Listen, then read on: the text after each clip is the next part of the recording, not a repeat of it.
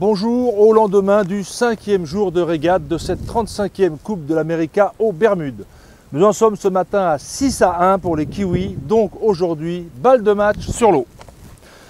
Le matin se passe comme d'habitude côté américain, pas de caméra sur leur base et Spithill est à fond, écoutez.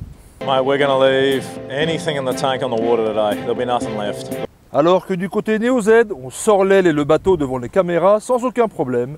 Puis on monte checker l'aile avec un winch fixé chaque matin juste pour l'occasion. Quel joli bruit! Et tout le monde a l'air de bien gérer son stress, y compris Glenn Ashby, écoutez-le. We've got a little more breeze around the 10 knot mark, a 9 to 10 knot mark. So yeah, another hopefully nice day on the water. Tout le monde est prêt, y compris le public, et c'est parti pour la 9e régate qui démarre avec 8 nœuds de vent. Au départ de ce qui va être la dernière manche, le timing des deux bateaux est parfait sur la ligne, mais les Américains sont à plus 3 nœuds en vitesse, avantage qui va leur permettre de passer sur le corps des Kiwis, puis de casser l'engagement et de passer en tête à la marque rose. Ils vont jusqu'aux boundaries pour un empannage qu'il ne faut pas rater. Écoutez ce qu'en dit Tuke. You know, it's something we'd practiced a lot and talked about a lot, was that if we were right behind someone, we're going to go for what we call a no-look jibe. So it's, you know, we could essentially turn the boat without sending anyone to the leeward side. Eh bien, on fait comme on a dit. L'empannage est rapide avec Ashby et Maloney qui arrivent juste après. Les Américains suivent en empannant avec un nœud de moins en vitesse basse de sortie et c'est parti pour une mise à mort inéluctable.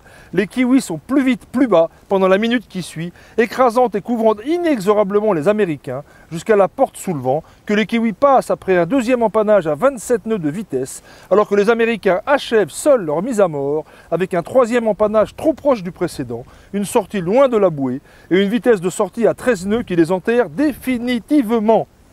Ils sont 50 mètres derrière au premier croisement du premier prêt, toujours 150 mètres derrière au second prêt. C'est fini, les Kiwis gagnent sans coup férir. Bravo les gars, cette dernière régate, malgré la pression énorme, est techniquement la plus achevée.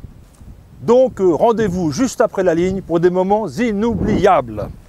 Il y a l'équipage du jour, les fournisseurs de champagne, Matteo De Nora le commanditaire, Dalton le CEO, Field et Tyndall du management. Il ne manque que Steve Mayer, le commodore du Royal New Zealand Squadron. Arrêt sur image, il est là-bas, regardez, derrière sur le deuxième tender qui s'en va à fond chercher la lettre de défi du commodore italien. Il faut montrer à tous les avocats anglais et américains que ce n'est pas la peine de réclamer, c'est en direct à la télévision.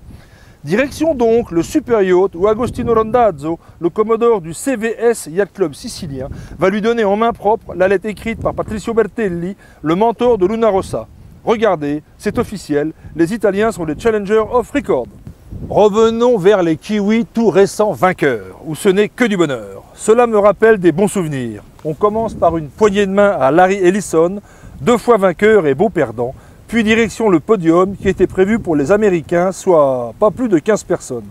Cela me choque toujours que l'équipe complète ne soit pas sur le podium, comme nous l'étions nous en 2007, même si sur ce coup-là à Valencia, le podium n'avait pas résisté.